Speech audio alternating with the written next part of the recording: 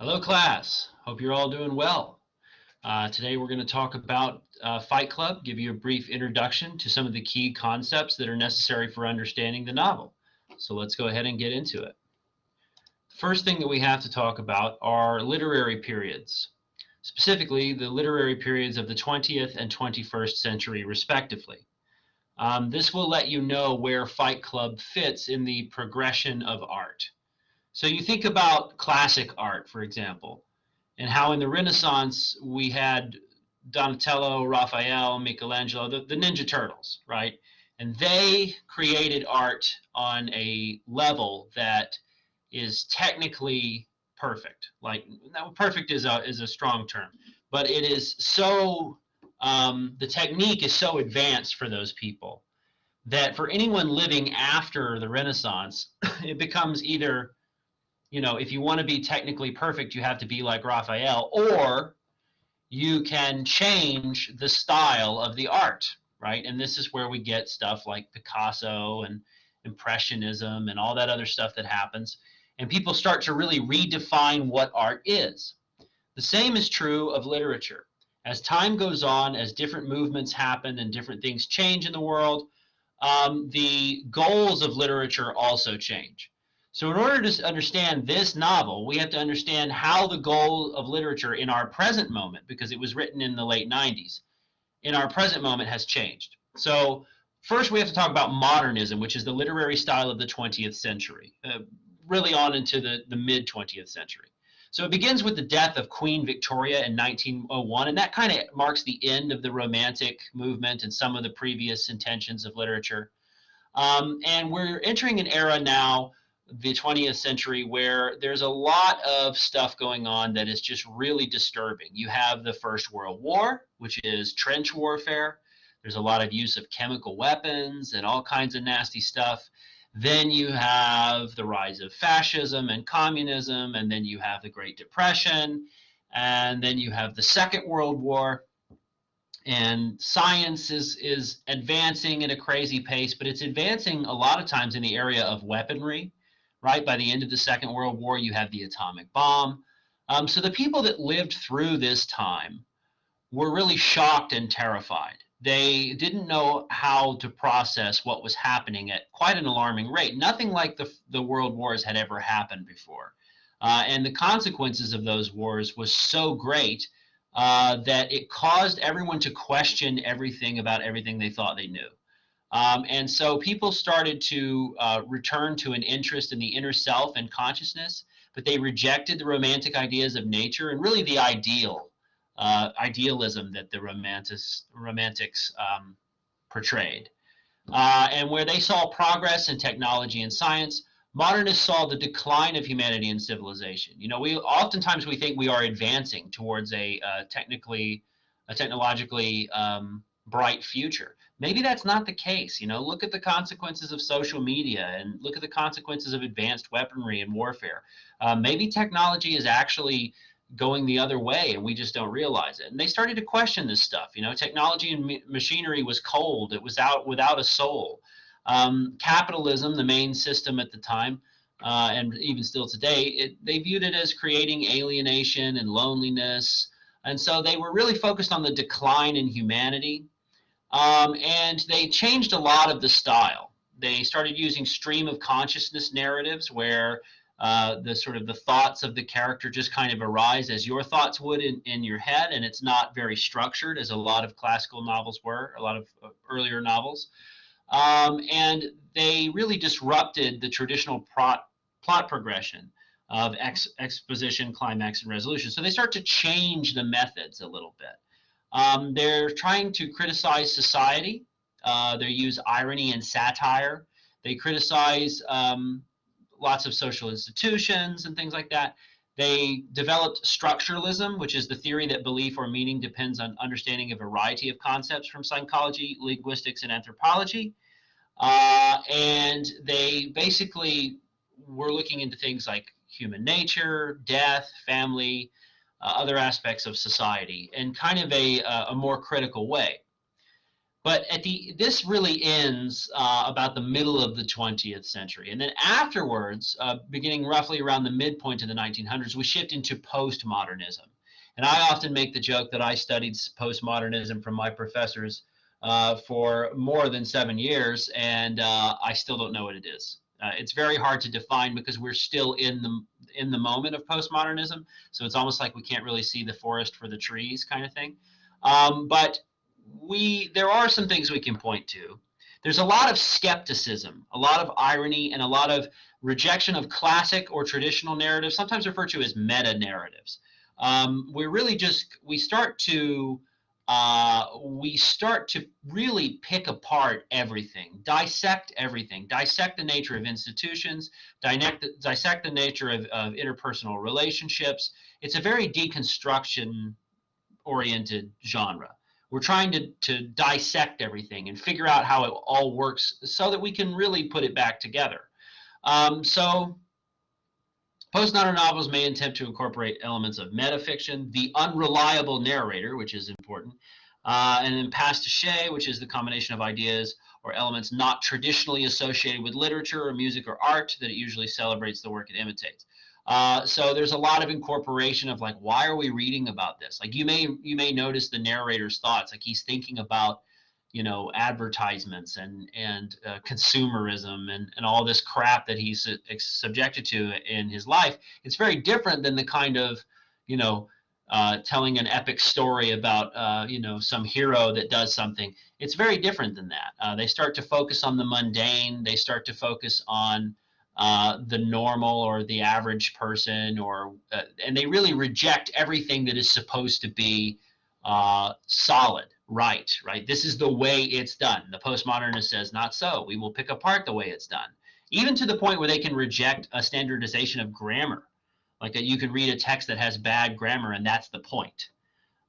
So the emphasis of the connections between one text or another, even texts from different genres. So there's stuff that can interconnect, and they break down meaning into multiple possibilities. There are no right answers. Relativism, specifically cultural relativism, creeps in. Meaning is relative to the person that ascribes meaning to something, so nothing really means anything. And they include concepts from psychology, linguistics, and anthropology, but they basically address the issue of meaning as being biased or flawed, even in these areas. So it's hard to describe. You can tell by the way that I'm sort of tripping over my words. The goal of it is to show that these things in which we had invested so much time and energy into are only as real as we make them.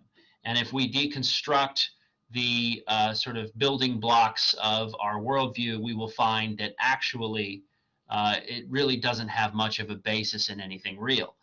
So that may make your head hurt a little bit, and I hope it does. We have to talk about some other elements that kind of go hand in hand with postmodernism. Fight Club is a postmodern novel.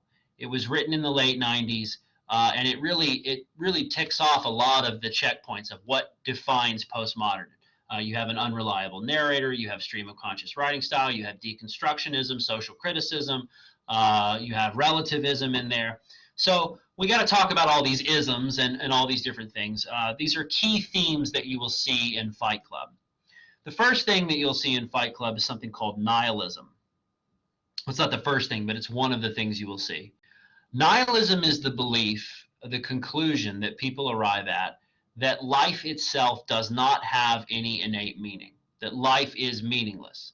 They reject, in particular, religious answers to the nature of reality, and they don't really believe that there is any innate meaning.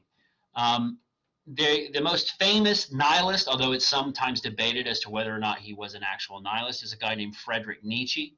I always refer to him as the guy with the mustache. If you were to Google a picture of him, you would see this massive, it looks like a caterpillar sleeping on his face. And he's a really kind of absurd looking dude, but that was in style at the time. And he was a little bit earlier than, I think, even modernism to a degree, but he basically arrived at the notion that life had no meaning, and he famously declared, God is dead. That's a very controversial statement, and I can feel some of you sort of tensing up as I say it, but what he means by that is the system whereby we used to give ourselves meaning is no longer relevant. It is gone. He was talking about religion, of course, but he was basically saying that God, in his mind, was the meaning that people ascribed to the universe. It was where meaning came from. And with the advent of science and philosophy and all of the stuff that happened after the Renaissance, you really put a dent in the notion of God until you get to this point in time where people start to believe that it's not even real anymore. The question that Nietzsche had, though, is that once you kill God in that way, or once you destroy the meaning of the universe, what do you do? Because you would say, well, what's the point, right? If there's no meaning, if there's no relevance to anything, what am I doing here? Why am I doing this? And so Nietzsche said, actually, the goal of life is to create your own meaning. And in this way, he aligns with a lot of the existentialists who are very closely related to his school of nihilism. But existentialism is a philosophical theory or approach which emphasizes the existence of the individual person as a free and responsible agent determining their own development through the acts of will. So the existentialists arrived at the conclusion that reality had no innate meaning. But they said it's okay because you can give your life any meaning that you want to as long as you will it into being. And this is the same thing that Nietzsche said about what he called the Overman or the Übermensch. You set up an ideal of yourself and you become that ideal and you will meaning into your reality by becoming something more than human, is essentially what that was. I know this is a lot.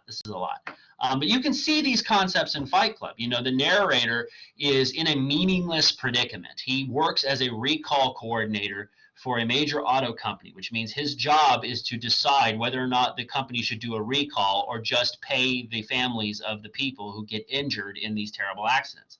So he's literally like a parasite on society. He doesn't have any true value. And that meaninglessness makes him descend into basically a nihilistic state where he doesn't believe in anything and he can't feel anything and he can't even sleep.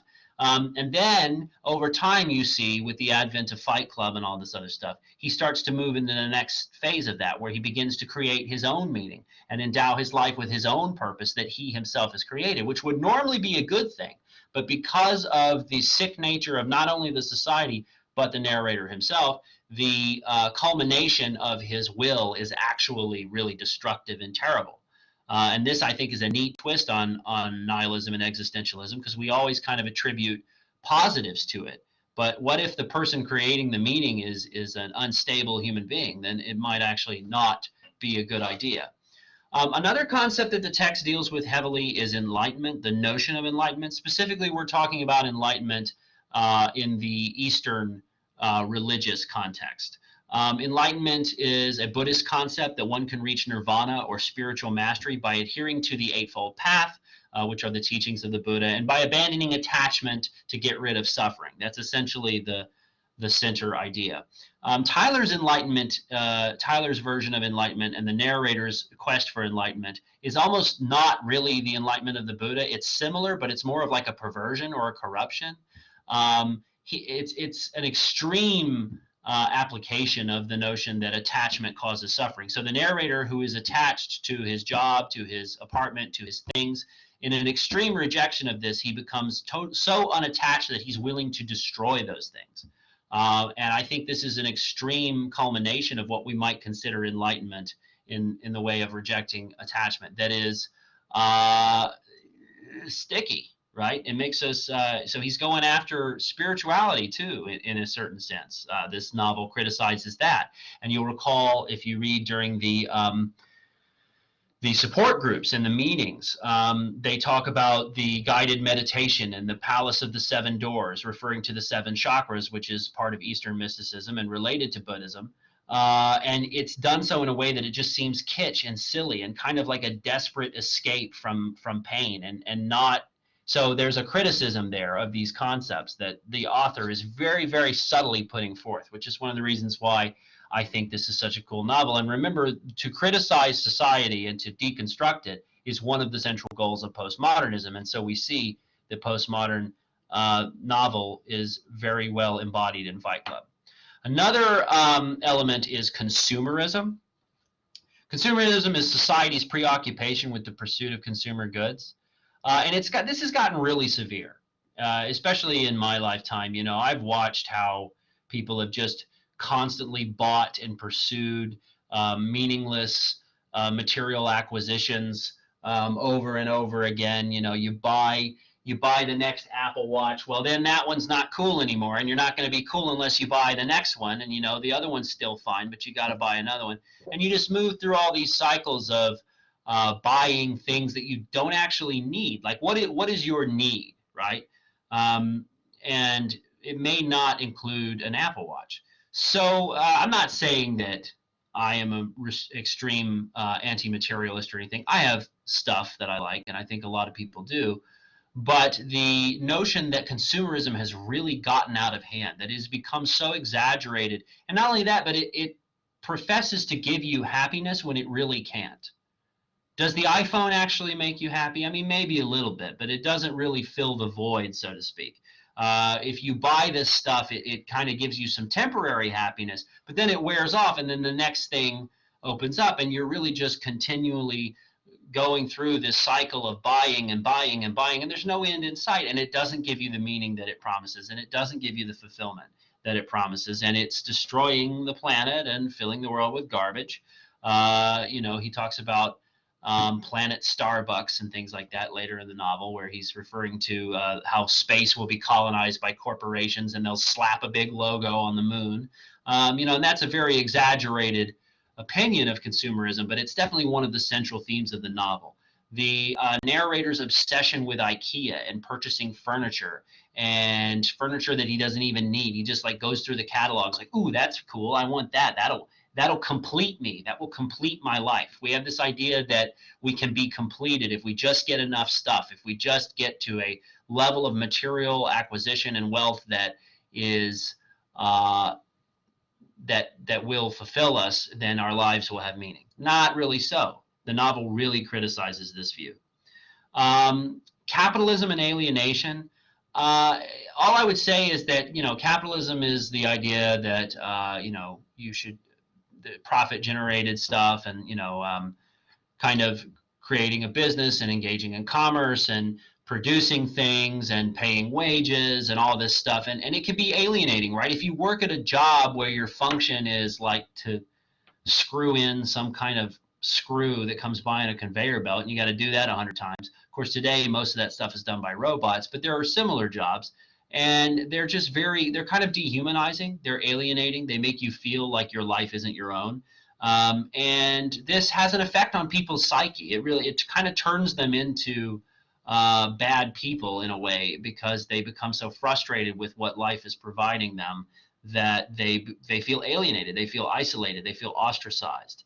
And in that ostracized state, they are more likely to do something that we might deem as crazy or cause social instability because of it. Another concept that comes up a little bit is anarchism. You might say that Tyler is an anarchist. That's the belief in the abolition of all government and the organization of society on a voluntary cooperative basis without recourse to force or compulsion.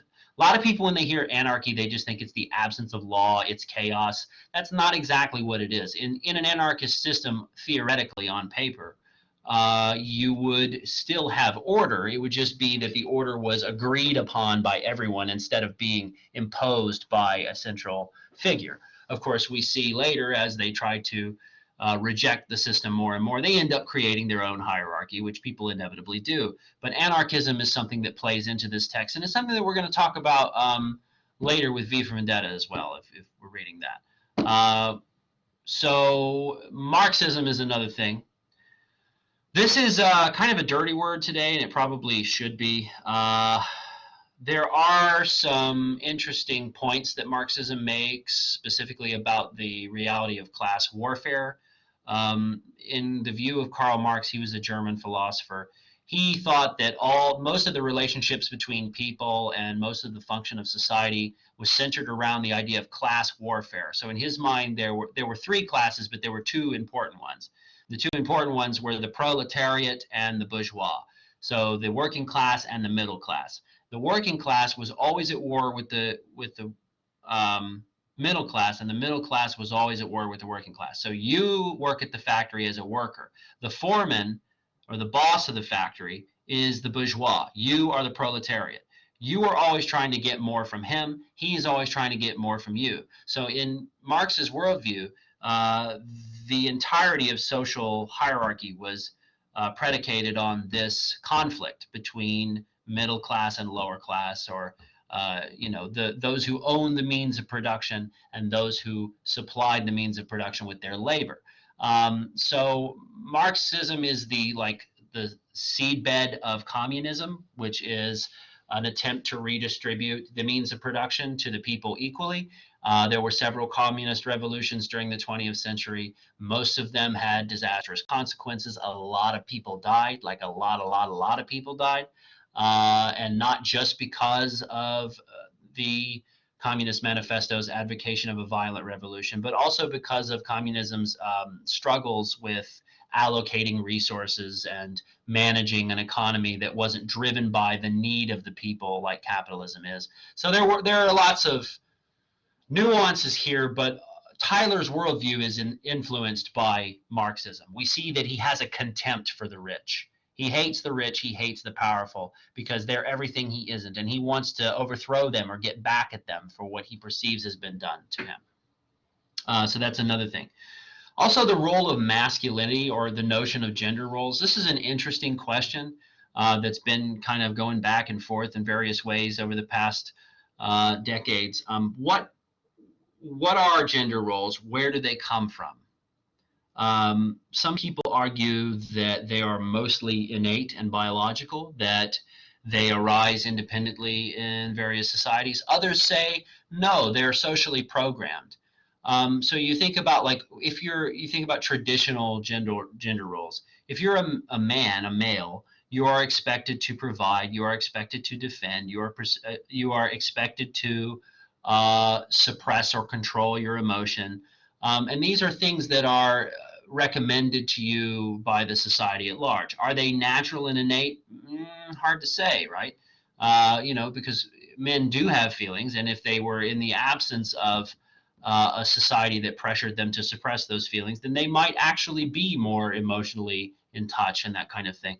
It's hard to say how much of this is prescribed by society. It could be all of it. It could be only some. But the novel really goes into depth on where these roles come from and how some of them are unreasonable. If you consider the character Big Bob, obviously, he had testicular cancer as a consequence of using steroids. He used steroids because he wanted to become this ideal image of a masculine man, a bodybuilder, right? Arnold Schwarzenegger, right? He wanted to become that. And in his attempt to become Arnold, he basically gave himself cancer because it increased the growth of his cells. And when the cells divide at an increased growth rate, there's a greater likelihood of cancer. And so Bob actually ends up being essentially castrated, becoming a eunuch, and then he develops breasts as a consequence of his hormones balancing out. So this guy who was going to be and was for a time the ultimate portrayal of masculine male ends up becoming feminized. This is a commentary on gender roles and gender expectations. The reason that Bob is suffering this way is because he was trying to attain an untenable ideal. He was trying to become something that you're not supposed to be able to become, because a lot of those guys can't even get that big unless they're using steroids, which is an unnatural means of growing your body. So and it doesn't just end there. What is the function of a man in society? What is the function of a woman in society? What is expected? How does Marla, a woman, affect the narrator's view of himself and his sense of self-adequacy? And how does she complicate the idea that he has his own masculine space and she's intruding upon it? It's very interesting how the novel gets at this, and that's a very postmodern thing. especially today, postmodernism is really geared at picking apart the notion of gender roles and gender stereotypes and stuff like that. So it's an interesting take that we see from Palahniuk. Okay, so psychoanalysis. This is going to be the id, the ego, and the superego, which we know from Sigmund Freud. Some of you may have taken psychology, and if you have, you know what these things are. The id is your subconscious mind. It's your desire. So that's the thing that says, you're hungry, you should get a cookie. Okay? The ego is your individual consciousness of self. So the id says, you're hungry, you should get a cookie. The ego says, well, I don't know, maybe, I guess I'll get a cookie from the cookie jar. Yeah, I guess I'll do that. That sounds like it would be tasty. And you rationalize it consciously. And then the superego is like, well, that's where the socially imposed values and expectations. You're not supposed to steal a cookie from the cookie jar. That's wrong. So that's where your hesitation comes in. Well, it's socially unacceptable for me to steal a cookie, so maybe I shouldn't do it. So we see all three of these, the id, the ego, and the superego, which were theories developed by, which were concepts developed by Sigmund Freud. We see all of these in Fight Club, and not always in a very flattering way, right? So pay attention to that. Where is the narrator operating with his id? Where is he operating with his ego? And where is he operating with the superego? And at what point do the lines get blurred? Another key theme in Fight Club is the corruption of sexuality. There is a lot of sex in this novel. This is one of the reasons why I put a content advisory on my syllabus, is because it is adult themed. There's a lot of sex in the novel. There's a lot of violence. But the sexuality is not positive, really. It's all very corrupted, very sort of base, and it's based on need, and it's very, what's the word I'm looking for? Transactional. It's grotesque. It's abusive. It's ugly. And the question is why? Why would the author show a version of sexuality that was so brutal and disgusting as you see in this novel? And I think it's a commentary, again, a social commentary, deconstructing the way that our society handles sex and sexuality. We don't allow for healthy sexual expression because of the way that our culture is structured. Why is that? How has our society corrupted sex? These are questions I want you to think about while you're reading. The next one is violence and self-destruction versus passivity and self-preservation. Is there value in self-destruction? You know, people do this willingly. You know, we have things like MMA fighters, people who fight willingly because obviously they see value in fighting. Is there value in fighting? Or is there just another iteration of Tyler's Madness? Being passive and being self-preserving is good, but then you don't actually get anything done because you're so scared and you're so cautious that you don't grow and you don't know yourself and you just sort of go through the motions until you die. Which of these is the preferred reality? I think there are problems with both, and I think Tyler and the narrator take it, of course, to the extreme. And it's interesting how that's handled. Terrorism and the psychological causes of it. We know because of where the novel starts at the beginning that there's going to be some kind of culmination in like terrorism or a terrorist act.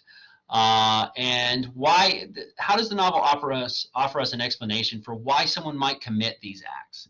Is it right to look for a social cause instead of just attributing it to insanity?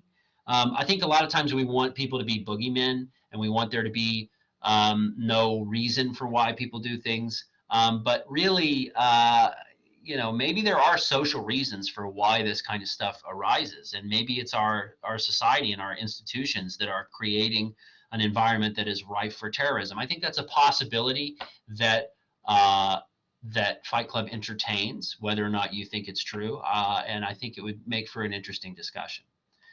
The failure of the causes of revolution or civil unrest. This is the reason why I assigned this text today, because we are going through a period of civil unrest in this country, I think, or we have been for a while.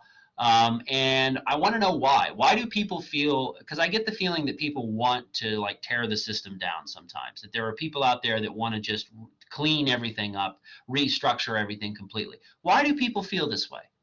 Why do they not feel fulfilled by our institutions? Why do they feel the civil unrest? Why do they feel like the social contract, meaning the promise between them and the society in which they live, why do they feel like this is failing? Same thing with the institutions. Why are they failing? Your job, the government, the military, all these things that we feel like they're falling apart. Why? Have they exhausted their usefulness? Were they ever useful? Does the novel, and also does the novel give you any answers for how these things, how this problem, these numerous problems can be amended? Other elements to this, there's a nonlinear narrative. It's not totally nonlinear, but it starts at the end and then jumps to the beginning. And that creates an effect where you see what's going to happen and then you see the start. So like, and you wonder, like, how does this derpy guy that's living in a single bedroom apartment and pushing papers for a living, how does he turn into someone who's involved in a terror ring and planning a massive act of terrorism? So that's a good question, and how does the narrative, meaning the non-linear, it doesn't go from the first thing that happens to the last thing that happens. It goes from the last thing to the first thing and then all the way through back to the last thing again. How does that affect our perception? Excuse me. How does that affect our perception of the narrator's transformation? The next thing is an unreliable narrator, which is a concept that's really unique to postmodernism. Narrators that lie to themselves or readers are unreliable narrators. These narrators may be insane or completely unable to understand the world within the story. So it's up to you to figure out what's going on based on the context that this unreliable narrator provides you. It can be very frustrating. The narrator in the story is definitely unreliable. He's got all kinds of like breaks in his consciousness, and you wake up at SeaTac. Well, wait, what do you mean? Are we flying around? And he'll jump around and flit around to things, and he confuses things, and he doesn't always know what's going on. And that creates an interesting predicament on the part of the reader, because then you have to put that together and figure out, how is this guy, how is the story that he's telling, what's real and what isn't? How do I figure that out based on the clues that are in between the lines, right? And it's kind of fun, but it's also really frustrating. I think that's one of the big frustrations that people have with this novel.